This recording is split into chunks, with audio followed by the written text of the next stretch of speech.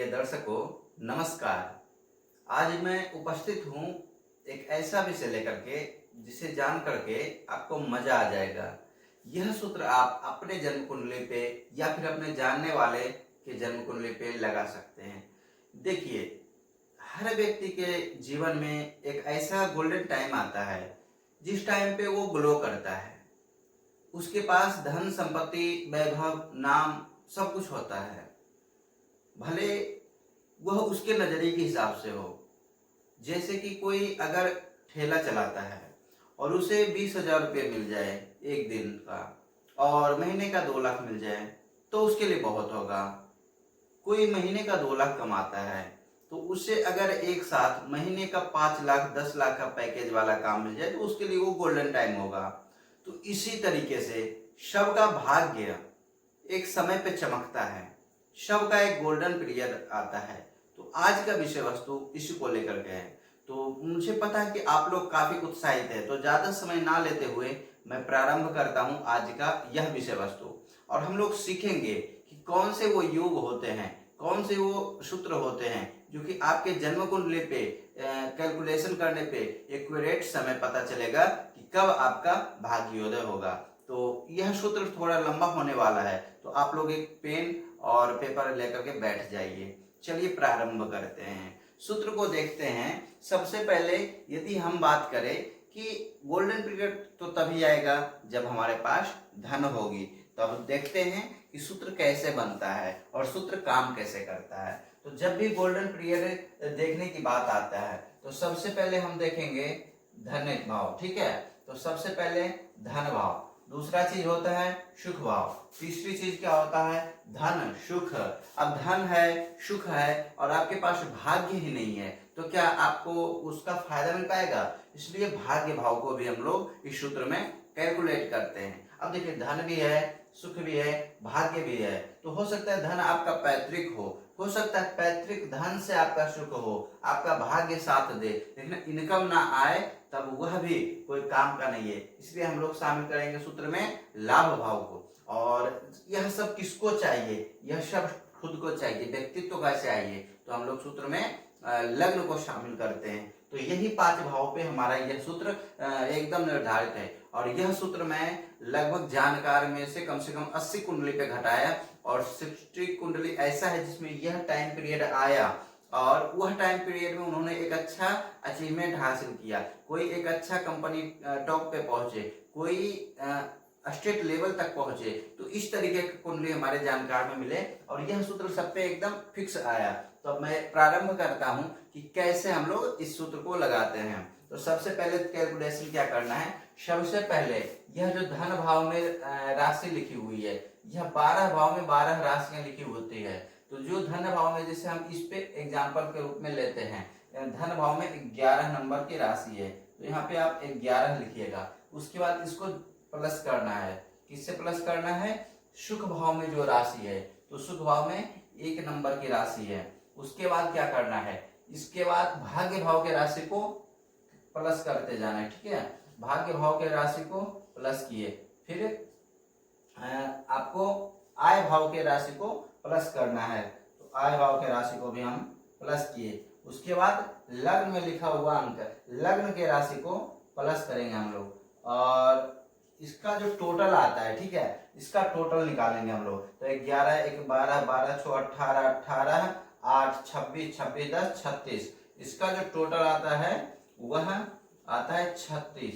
तो सबसे पहले हम भाव को देख लेते हैं, उसके बाद देखते हैं यह 5 भाव में जो भी ग्रह बैठे हैं उसके मूल्यांक को जोड़ना होता है। तो उसको जोड़ने से पहले हम आपको बता देना चाहते हैं कि कौन से ग्रह का क्या मूल्यांक है।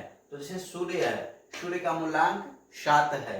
चंद्र है, चंद्र का मूल्यांक 3 है। उसके बाद मंगल है, मंगल का 10 है। उसके बाद बुध, बुध का 6 है। गुरु का 9 है। शुक्र का 5, शनि का 1 और राहु केतु को 0 है। तो यह मूलांक है। अब हम लोग देखते हैं कैलकुलेशन। सबसे पहले देखिए, इस यहाँ पे कोई भी ग्रह नहीं है तो कोई भी मूलांक कैलकुलेशन नहीं होगा। उसके बाद यहाँ देखिए, सुख भाव में 2 ग्रह बैठे हैं, गुरु और शनि। गुरु का जो मूलांक है, गुरु का देखिए मूलांक 9 है, तो यहाँ पे अलग से इसको कैलकुलेशन करेंगे। 9 प्लस उसके बाद शनि बैठा है, शनि का 1 है, तो हम यहाँ पे 1 कैलकुलेट करेंगे। उसके बाद फिर देखेंगे भाग्य भाव में चंद्रमा है और चंद्रमा का 3 मूलांक है, तो यहाँ पे 3 कैलकुलेशन करेंगे। उसके बाद फिर आय भाव को देखेंगे, आय भाव में मंगल बैठा हुआ है और मंगल का 10 है मूलांक, तो यहाँ पे 10 कैलकुलेशन करेंगे। उसके बाद लग्न में केतु है, केतु का 0 है, तो 0 भी लिख ही लेते हैं। हालांकि 0 ना भी कैलकुलेट करे राहु केतु का तो चलता है, लेकिन चूंकि मैं सूत्र वाइज कुंडली को बता रहा हूं, तो इसलिए इसको भी कैलकुलेट करते हैं। अब इसको कैलकुलेट करने पे 9 1 10 10 3 13 13 10 23, यह 23 आ रहा है, ठीक है। अब जो है इसका भाव का जो कैलकुलेशन 36 आया था और जो ग्रहों का कैलकुलेशन 23 है, यह दोनों को जोड़ देना है। जब यह दोनों को 36 प्लस 23 कीजिएगा तो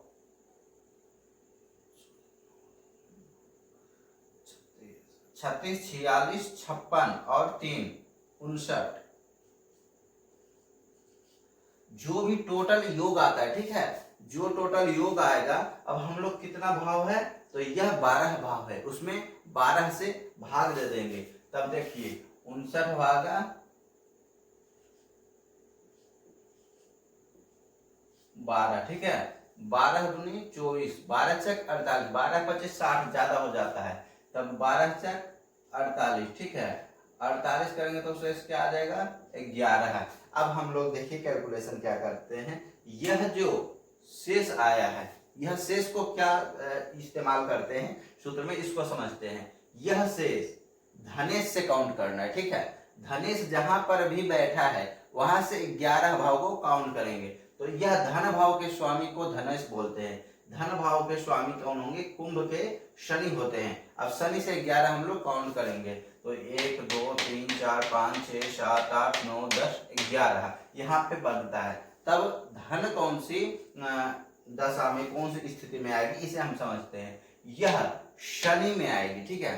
शनि की महादशा में धन आएगी, गुरु की, शनि के साथ गुरु है, गुरु की महादशा में धन आएगी। और शनि जिस राशि में बैठा हुआ है, तो शनि कहाँ बैठा हुआ है, मेष राशि, मतलब मंगल की महादशा में धन आएगी। और धन कितना आएगी यह डिपेंड करता है यह कितनी मजबूत अवस्था में है। और अब देखिए इतने कैलकुलेशन के बाद आप लोग के मन में डाउट आता होगा कि अगर हमारा कैलकुलेशन के बाद आपका तो शेष 11 आया, तो 11 यहाँ से काउंट कर लिया, अगर 0 आता है तो क्या करेंगे, उस परिस्थिति में क्या होगा।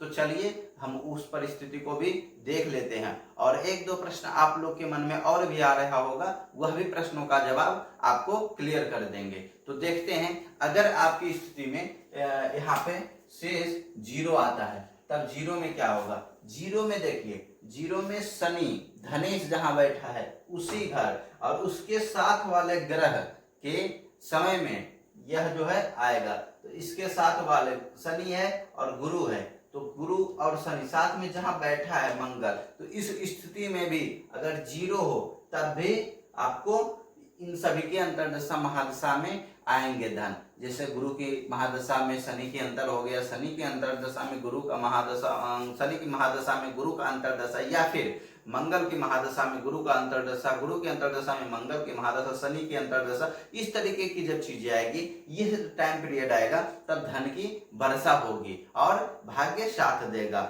यह गोल्डन टाइम पीरियड बोल सकते हैं। दूसरी चीज है कि जैसे हमको यहाँ से 11 आ गया और 11 आसान हो गया, मान के चलिए एक दूसरा एग्जांपल लेते हैं, ठीक है। यह टाइम पीरियड ले लीजिए कि शेष हमारा 2 आ जाता है, ठीक है। जब शेष 2 आ जाएगा तब कैसे होगा, ठीक, क्योंकि कंफ्यूजन होगा हम लोग का, मेरा 0 भी यही आ गया और 11 भी यही आ गया और सेम प्लेनेट आ गया, तो कंफ्यूजन होगा। तब अगर 2 आ जाता तो यहाँ से 2 घर काउंट करना है, ठीक है, 1 2, ठीक है। यहाँ पे शुक्र की राशि है 2 नंबर की, और शुक्र कहाँ बैठा हुआ है, यहाँ बैठा हुआ है, ठीक है। तब यहाँ पे देखिए कि शुक्र की महादशा में जब राहु का अंतर आ जाए, क्योंकि राहु के साथ बैठा है, या फिर शुक्र की महादशा में 4 नंबर में बैठा है, मतलब चंद्रमा, शुक्र की महादशा में जब चंद्रमा का अंतर आ जाए, या फिर यह जो है आपका भाग्येश जहाँ पे बनते हैं, ठीक है, जहाँ पे भाग्येश बैठे हों वहां से देखा जाता है, ठीक है, सॉरी भाग्येश नहीं, यहाँ पे देखा जाता है कि मान चलिए 2 आता है, ठीक है, तो धनेश यहाँ से दूसरे भाव पे बैठे हों, यहाँ बैठे हैं धनेश यहाँ से दूसरे, तो यहाँ से देखा जाता है कि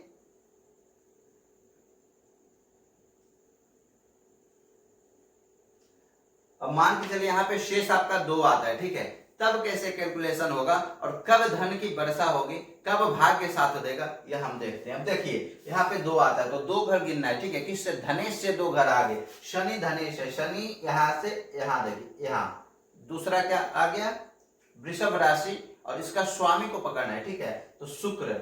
अब बैठा किसके साथ है, राहु, तो शनि शुक्र राहु, यह तीनों ग्रह की अंतरदशा और महादशा का जब टाइम पीरियड आएगा तब धन की वर्षा होगी, यह एक सूत्र है।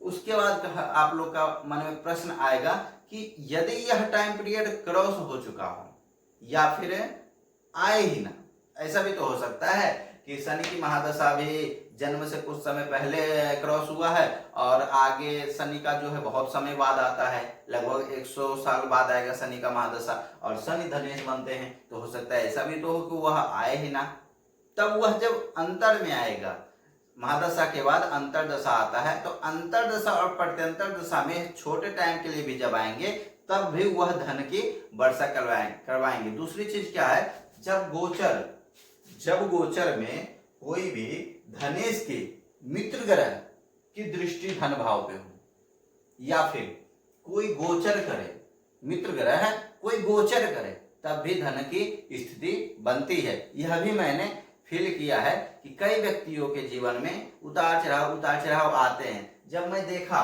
तब यहाँ के जितने भी धनेश के मित्र है जब भी गोचर करते हैं, जब भी उनकी दृष्टिया, जब भी उनके स्वामी, जैसे मान के चलिए कोई भी शनि आ गए, ठीक है, तो शनि जब भी उनसे तीसरे दृष्टि से देखते हैं, जब भी सप्तम दृष्टि से देखते हैं या जब भी दशम दृष्टि से देखते हैं, तब धन की वर्षा होती है। तो इस तरीके की भी परिस्थितियां कई सारी कुंडलियों में मैंने देखा है कि जिंदगी में 10 बार ऊपर गए और 10 बार नीचे आया, तो वह सब यही सूत्र के वजह से पॉसिबल हो पाता है। मैंने जन्म कुंडली में इसको बहुत ही अच्छे तरीके से समझा है और उम्मीद है कि आप लोग भी इस चीज को समझ गए होंगे। और यदि आप लोग का कोई भी प्रश्न आता है, कोई भी डाउट आता है, तो इस वीडियो के कमेंट बॉक्स में अपना प्रश्न डालिए, अपना डाउट डालिए, और साथ ही साथ आप कैलकुलेशन करके यह बताइएगा कि कितने साल बाद आपका लकी पीरियड आने वाला है, ठीक है।